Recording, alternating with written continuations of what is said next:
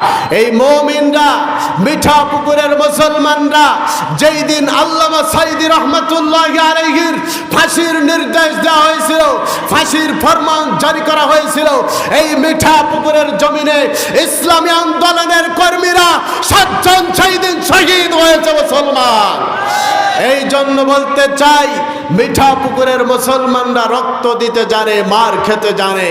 যদি পার্লামেন্ট তৈরি হয়, সর্বপ্রথম মিঠা পুকুরের মানুষ সংসদে দেখতে চাই মুসলমান। এই জন্য আল্লাহর রাস্তায় যুদ্ধ করা, জিহাদ করার দরকার আছে না নাই?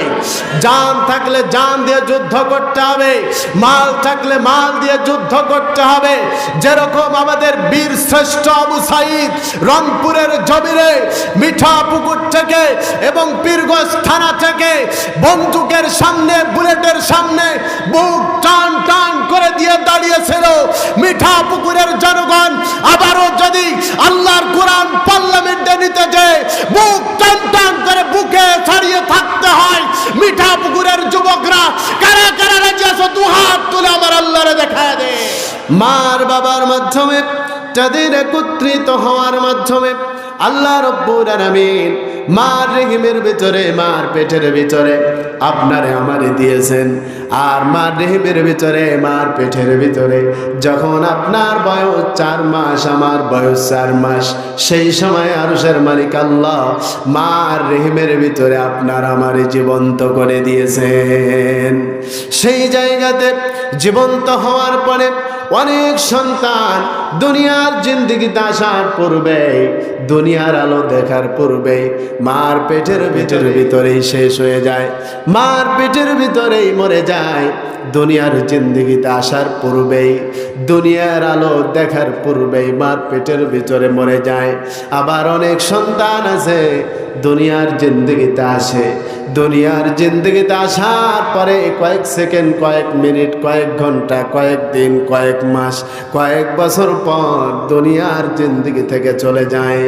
আমার বাবাজিরা, যার হায়াত যতটুকু রয়েছে সে ততদিনই থাকতে পারে, যার হায়াত যতক্ষণ রয়েছে, যার সময় যতক্ষণ রয়েছে সে ততক্ষণ পর্যন্ত থাকতে পারবে।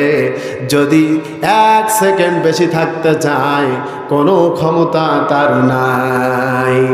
এই জন্য মুমিনরা চিন্তা করে, দুনিয়ার জিন্দেগিতে আমরা এসেছি, হায়াত দিয়েছেন আরশের মালিক আল্লাহ, জীবন দিয়েছেন আরশের মালিক আল্লাহ। এই জীবন তো চিরস্থায়ী জীবন নয়, একদিন শেষ হয়ে যাবে। কখন জানি মালাকুল মউত সামনে এসে হাজির হয়ে যায়। আসসালামু আলাইকুম ওয়া রাহমাতুল্লাহি ওয়া বারাকাতুহু। আলহামদুলিল্লাহ, আমরা আলোচনা করছিলাম মুমিন জীবনের কর্ম, মুমিন জীবনের কাজ। মুমিন জীবনের 1 নাম্বার কাজ আমরা জানতে পারলাম, মুমিনরা বেশির থেকে বেশি আল্লাহর কোরআন তেলাওয়াত করবে। আর এটার মাধ্যমে আল্লাহ রাব্বুল আলামিন তাদের ঈমান বাড়িয়ে দিবেন। বলি সুবহানাল্লাহ। মুমিন জীবনের 2 নাম্বার কাজ, মুমিনরা বেশির থেকে বেশি আল্লাহর কোরআন নিয়ে গবেষণা করবে, আল্লাহর সৃষ্টি নিয়ে গবেষণা করবে। বলি সুবহানাল্লাহ। আল্লাহর সৃষ্টি নিয়ে গবেষণা, এই যে যা কিছু আমরা দেখছি এগুলো সব আল্লাহ তাআলার সৃষ্টি, এবং এক একটা সৃষ্টি এক একটা নিদর্শন। বলি সুবহানাল্লাহ। তাহলে আল্লাহ রাব্বুল আলামিনের যে নিদর্শনাবলী রয়েছে এগুলোকে অস্বীকার করা যাবে কি? সকলে বলেন যাবে। যদি কেউ অস্বীকার করে সে আর মুমিন থাকবে না, ইমানদার থাকবে না, বেঈমান হয়ে যাবে। বলি নাউযুবিল্লাহ। আল্লাহ রাব্বুল আলামিন বলেন, ওয়াল্লাযীনা কাফারু ওয়া কাযযাবু বিআয়াতিনা উলাইকা আসহাবুন নারি হুম ফিহা খালিদুন। আল্লাহ রাব্বুল আলামিন বলেন, আর যারা কাফের ওয়াকাযযাবু বিআয়াতিনা, আমার আয়াতগুলোরে মিথ্যা বলে প্রমাণিত করতে চায়, মিথ্যা বলে প্রতীয়মান করে। ওয়াকাযযাবু বিআয়াতিনা উলাইকা আসহাবুন নার, আল্লাহ রাব্বুল আলামিন বলেন ওই সমস্ত লোকগুলো হলো দোজখের অধিবাসী, জাহান্নামের অধিবাসী। কন্যা আউযু বিল্লাহ। প্রশ্ন হলো হুজুর, যারা আল্লাহ রাব্বুল আলামিনের আয়াতগুলোরে অস্বীকার করার কারণে, অবিশ্বাস করার কারণে, মিথ্যা বলার কারণে জাহান্নামে যাবে, এই সমস্ত মানুষগুলো কতদিন জাহান্নামের মধ্যে থাকবে? আল্লাহ রাব্বুল আলামিন বলেন হুম ফিহা খালিদুন, তারা চিরকাল সেখানে থাকবে। বলি নাউযু বিল্লাহ। এই জন্য আল্লাহর কোন সৃষ্টিকে অবিশ্বাস করা যাবে কি? সকলে বলেন যাবে?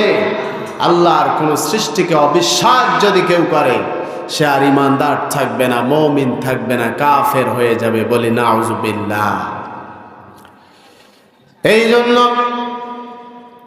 মুমিন জীবনের 3 নম্বর করণীয় কাজ হলো, মুমিন জীবনে যত কিছু আছে, যা কিছু আছে পৃথিবীতে, যত মানুষ আছে, যা কিছু আছে, সমস্ত কিছু থেকে, সব থেকে আল্লাহ রাব্বুল আলামিনকে বেশি ভালোবাসবে। বলি সুবহানাল্লাহ। মুমিন জীবনের 3 নম্বর কাজ হলো, মুমিনরা আল্লাহ রাব্বুল আলামিনকে বেশি ভালোবাসবে, রাসূলকে বেশি ভালোবাসবে।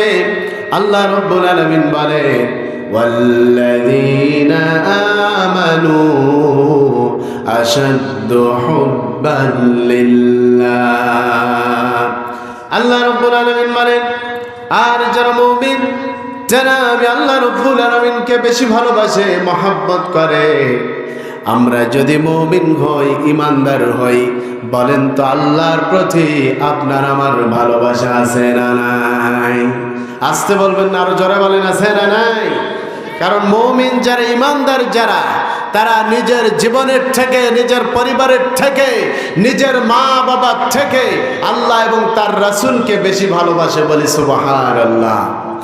বিশ্ব নবীজি মুহাম্মদুর রাসূলুল্লাহ সাল্লাল্লাহু আলাইহি ওয়াসাল্লাম বলেন লা ইউমিনু আহাদুকুম হাত্তা আকুনা আহাব্বা ইলাইহি মিন ওয়ালিদিহি ওয়া ওয়ালাদিহি ওয়ান নাসি আজমাইন।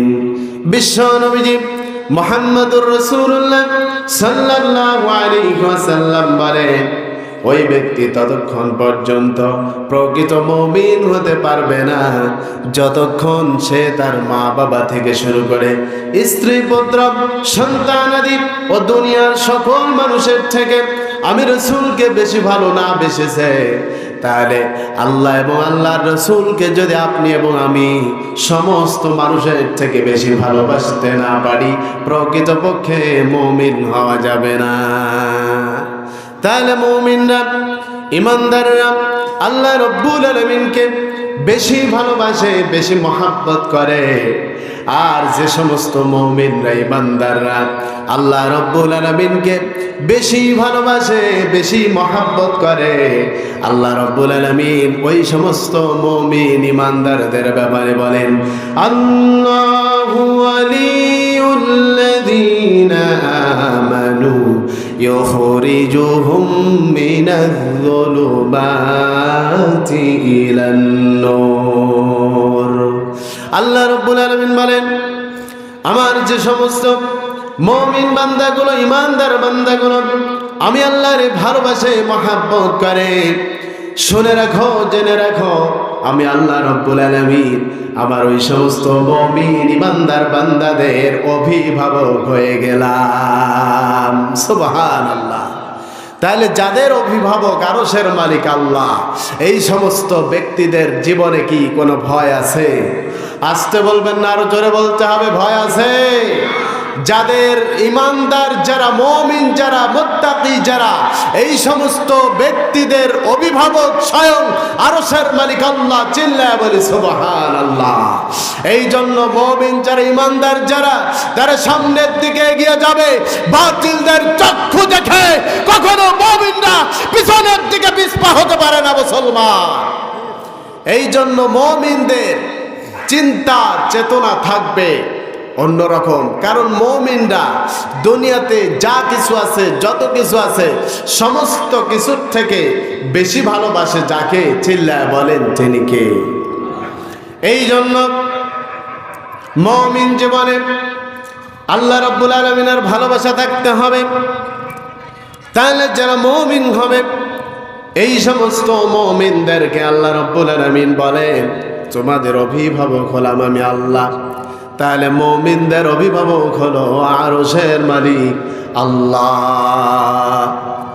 শুধু তাতেই শেষ নয়, আল্লাহ রাব্বুল আলামিন বলেন ইন্নাল্লাযীনা আমানু ওয়া আমিলুস সালিহাতি কানাত লাহুম জান্নাতুল ফিরদাউসি নুজুলা। আলহামদুলিল্লাহ, আজকের প্রধান অতিথি আমাদের মাঝে উপস্থিত হয়েছেন। আমরা তার জন্য দোয়া করি আল্লাহ তাআলা দ্বীনের জন্য তাকে কবুল করুক বলে আমিন। এবং আমি জানি, শুনেছি তার মা ভীষণ অসুস্থ।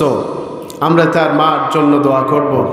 আল্লাহ সুবহানাহু ওয়া তাআলা যেন তার মাকে শেফায়ে কামেলা আজেলা দান করেন বলে আমিন। আমার ভাইয়েরা, মনোযোগ কামনা করছি, যারা ইমানদার হবে, এই সমস্ত ইমানদাররা বেশির থেকে বেশি আল্লাহ রাব্বুল আলামিনকে ভালোবাসবে। আর এই ইমানদারগুলো দুনিয়ার জিন্দেগিতে এই সমস্ত ইমানদারদের অভিভাবক হবেন আল্লাহ। শুধু তাতেই শেষ নয়, আল্লাহ রাব্বুল আলামিন তাদের ব্যাপারে বলেন ইন্নাল্লাযীনা আমানু ওয়া আমিলুস সালিহাতি কানাত লাহুম জান্নাতুল ফিরদাউসি নুজুলা। আল্লাহ রাব্বুল আলামিন বলেন নিশ্চয় যারা ঈমান এনেছে, ঈমান আনার পরে ওয়া আমিলুস সালিহাত, আমলে সালেহ করেছে, নেকির কাজ করেছে, সৎ কাজ করেছে, আল্লাহ রাব্বুল আলামিন তাদের ব্যাপারে বলেন কানাত লাহুম জান্নাতুল ফিরদাউসি নুজুলা।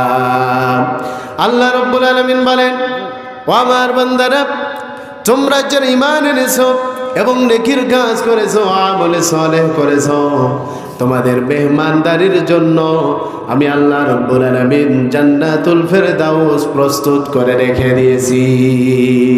সুবহানাল্লাহ। তাহলে ঈমানদার যারা হবে, মুমিন যারা হবে, তাদের জীবনের 3 নাম্বার কাজ হলো তারা দুনিয়াতে যা কিছু রয়েছে সমস্ত কিছুর থেকে আল্লাহ রাব্বুল আলামিনকে বেশি ভালোবাসবে। বলি সুবহানাল্লাহ। মুমিন জীবনের 4 নাম্বার কাজ হলো মুমিনরা জান মাল দিয়ে আল্লাহর পথে জিহাদ করবে, যুদ্ধ করবে। আল্লাহ রাব্বুল আলামিন বলেন লাকিনির রাসূলু ওয়াল্লাযীনা আমানু মা'আহু জাহাদু বিআমওয়ালিহিম ওয়া আনফুসিহিম ওয়া উলাইকা লাহুমুল খায়রাত ওয়া উলাইকা হুমুল মুফলিহুন। আল্লাহ রাব্বুল আলামিন বলেন তবে নবী এবং তার সাথে যারা ঈমান এনেছে, ঈমান আনার পরে জান মাল দিয়ে আল্লাহ রাব্বুল আলামিনের রাস্তায় যুদ্ধ করেছে, জিহাদ করেছে, আল্লাহ রাব্বুল আলামিন বলেন ওয়া উলাইকা লাহুমুল খায়রাত, ওই সমস্ত লোকগুলোই কল্যাণ প্রাপ্ত হয়েছে। বলি সুবহানাল্লাহ। তাদের প্রতি কল্যাণ করা হয়েছে। ওয়া উলাইকা হুমুল মুফলিহুন, তারাই সফল হয়েছে। বলি সুবহানাল্লাহ। এই জন্য মুমিন জীবনের চতুর্থ নাম্বার কাজ হলো মুমিনরা জান মাল দিয়ে আল্লাহর রাস্তায় জিহাদ করবে, যুদ্ধ করবে। কারণ মুমিনরা এই যে জীবন পেয়েছেন, বলেন তো শুনি, আমরা জীবন পেয়েছি, নিজেদেরকে মুমিন বলে দাবি করি, ইমানদার বলে দাবি করি। এই জীবন যিনি আমাদেরকে দিয়েছেন, গলার আওয়াজ বড় করে বলেন তো তিনি কে?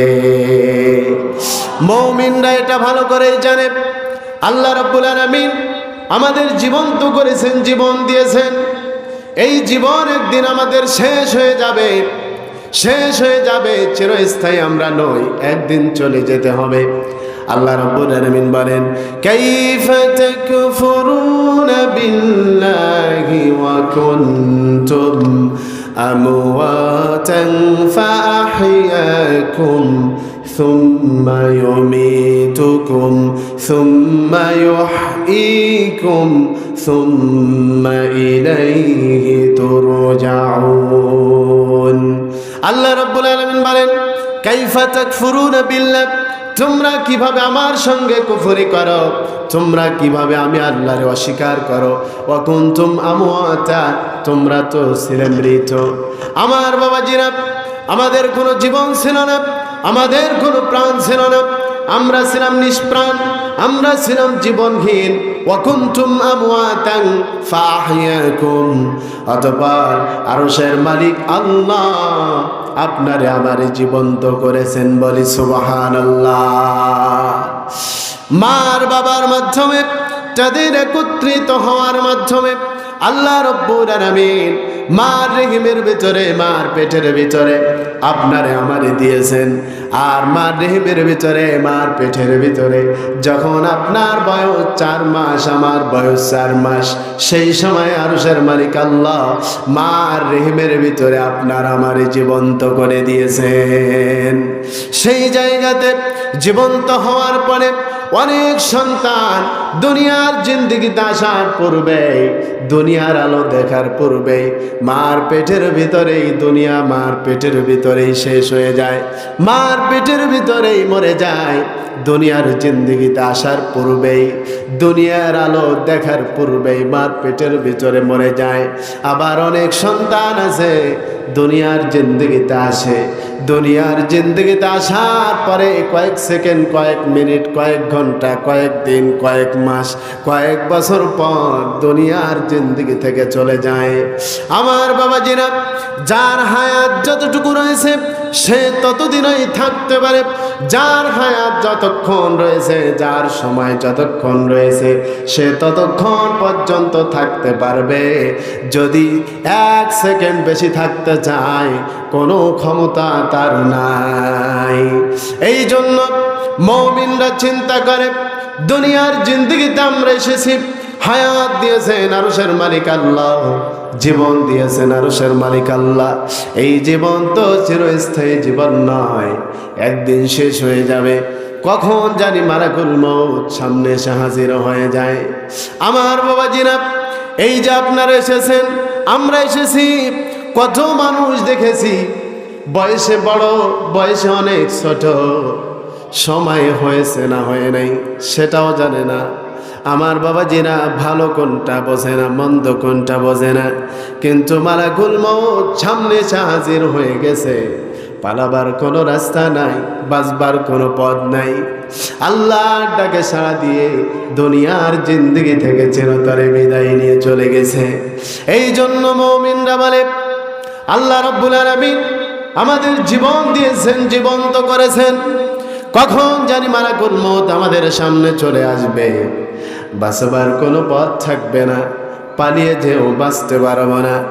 আমার বাবাজিরা, এই জন্য মুমিনদের চিন্তা, মুমিনদের চেতনা, ইমানদারদের চিন্তা, ইমানদারদের চেতনা।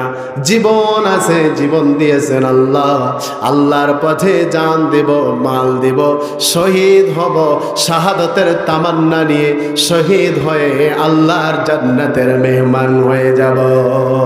সুবহানাল্লাহ। এই জন্য মুমিন জীবনের কামনা, আল্লাহ রাব্বুল আলামিন বলেন, ইন্না সালাতি ওয়া নুসুকি ওয়া মাহইয়ায়া ওয়া মামাতি লিল্লাহি রাব্বিল আলামিন।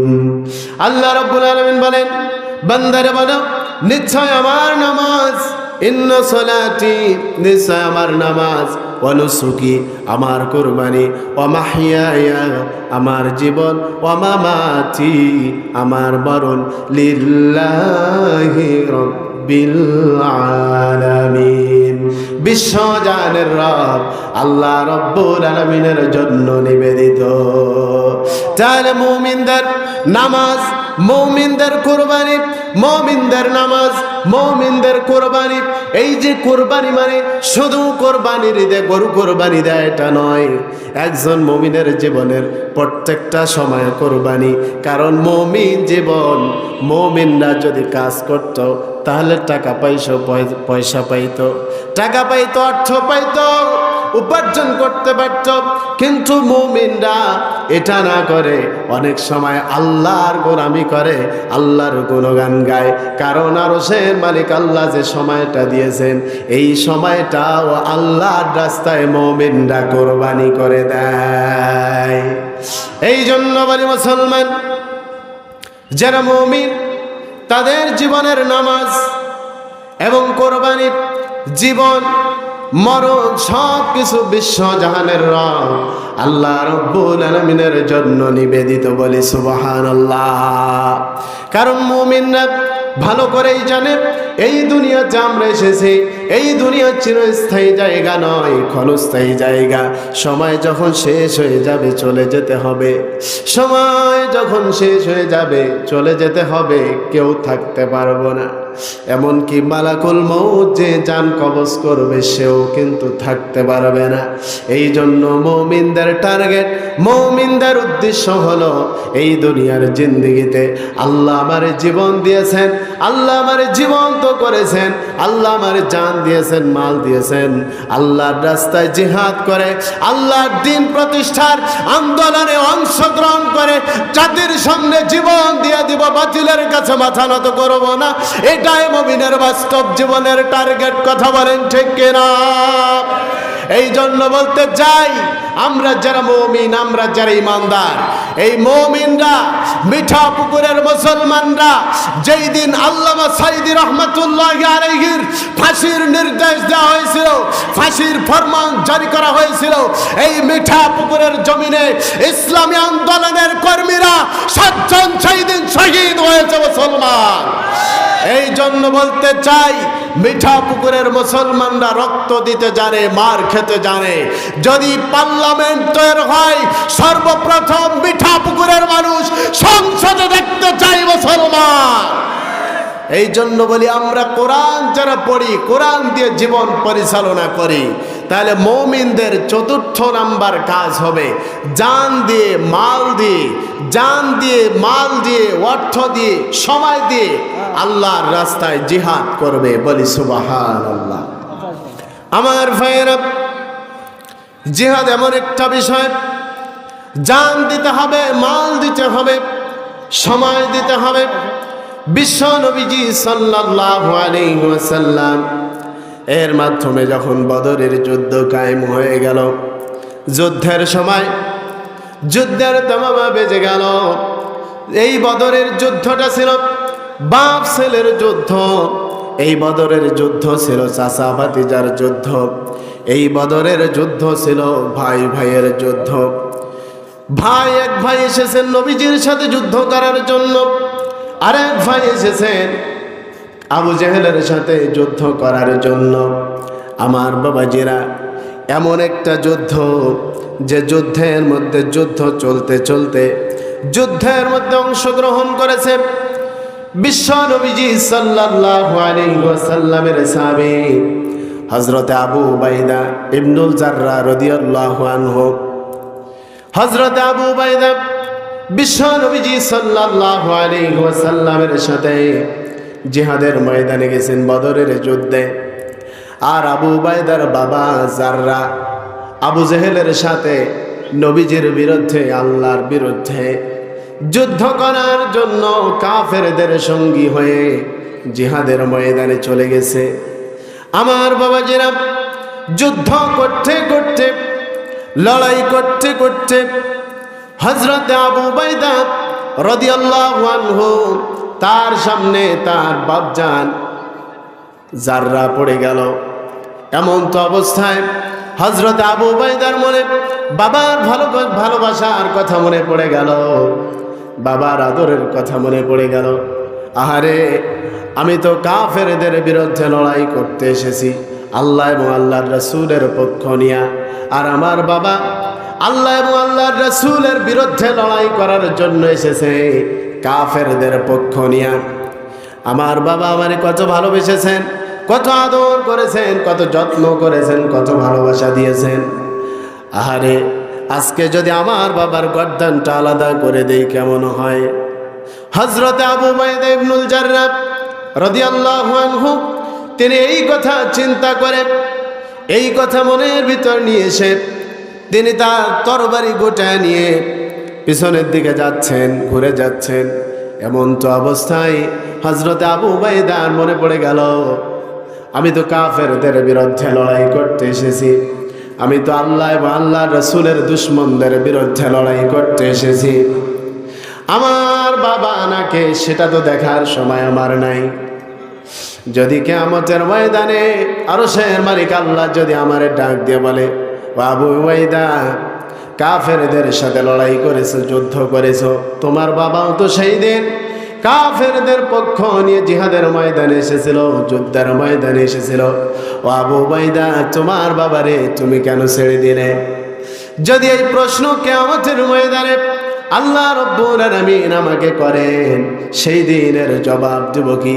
আমি তো মুনাফিক হয়ে যাব। আমার ভাইয়েরা, এই কথা ভেবে তিনি আবার ফিরে তরবারি করে তার বাবার গর্দান বরাবর একটা আঘাত করেছেন, একটা আঘাত করেছেন। গর্দান থেকে কল্লাটা আলাদা হয়ে পড়ে গেছে। আমার বাবাজিরা, হযরত আবু উবাইদা তার বাবারে বদরের যুদ্ধের মধ্যে খতম করে দিলেন, শেষ করে দিলেন। বদরের যুদ্ধ যখন শেষ হয়ে গেল, হযরত আবু উবাইদা ফুফিয়ে ফুফিয়ে কাঁদছেন, ডুকরে ডুকরে কাঁদছেন। নবীজি ডাক দিলেন, আবু উবাইদা এদিকে আসো, কি হয়েছে তোমার, কি হলো? সাহাবীরা ডাক দিয়ে বলছেন, ইয়া রাসূলুল্লাহ সাল্লাল্লাহু আলাইহি ওয়াসাল্লাম, আবু উবাইদার বাবারে হত্যা করা হয়েছে। আবু উবাইদার বাবা মৃত্যুবরণ করেছে। বিশ্ব নবীজি সাল্লাল্লাহু আলাইহি ওয়াসাল্লাম সাহাবীদেরকে বললেন, তোমরা কে তার বাবারে হত্যা করেছো? সাহাবীরা ডাক দিয়ে বললেন, ইয়া রাসূলুল্লাহ সাল্লাল্লাহু আলাইহি ওয়াসাল্লাম, আমরা আবু উবাইদার বাবারে কেউ হত্যা করি নাই, বরং আবু উবাইদা নিজেই তার বাবারে হত্যা করে ফেলেছে। এই কথা বলার পরে রাসূলুল্লাহ সাল্লাল্লাহু আলাইহি ওয়াসাল্লাম ডাক দিয়ে বললেন, আবু উবাইদা, ও আবু উবাইদা এদিকে আসো, আমার বুকে আসো। আবু উবাইদারে রাসূলুল্লাহ বুকের মধ্যে জড়ায় নিলেন, বুকের মধ্যে টান দিয়ে নিলেন, আর বললেন, আবু উবাইদা তোমার আজকের এই আমলে, এই জিহাদে অংশগ্রহণ করার পরে, তোমার আজকের এই যুদ্ধ করাতে আরশের মালিক আল্লাহ এত খুশি হয়েছেন, এত রাজি হয়েছেন, আল্লাহ রব্বুল আলামিন তোমার জন্য জান্নাতের 8টা দরজা ওয়াজিব করে দিয়েছেন। আর জোরে বলি সুবহানাল্লাহ। এই জন্য আল্লাহর রাস্তায় যুদ্ধ করা, জিহাদ করার দরকার আছে না নাই?